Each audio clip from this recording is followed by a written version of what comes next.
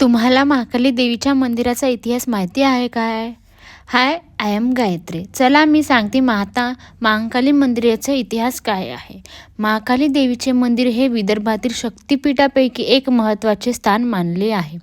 शहराची ग्रामदेवता असणारी महाकाली देवी लाखो भाविकांचे श्रद्धास्थान आहे.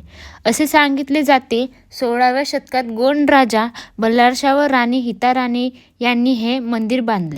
तेवढेच नाही तर माता महाकाली ही आदिशक्तीचे रौद्र रूप असून ती वेळ, मृत्यू आणि सृष्टीच्या विनाशाची देवी आहे. जिला अनेकदा देवी पार्वतीचे उग्र स्वरूप मानले जातात, जी नकारात्मक शक्तीचा नाश करून मुक्ती आणि परमशक्तीचे प्रतीक आहे. महाकाली ही हिंदू धर्मातील एक शक्तिशाली देवी आहे, जी परमशक्ती, विनाश आणि मुक्तीचे प्रतीक आहे. तिचे उग्र स्वरूप असेल तरी तो भक्तांना सर्व अंधळ्यापासून मुक्त करते आणि विश्वाचे संतुलन राखते.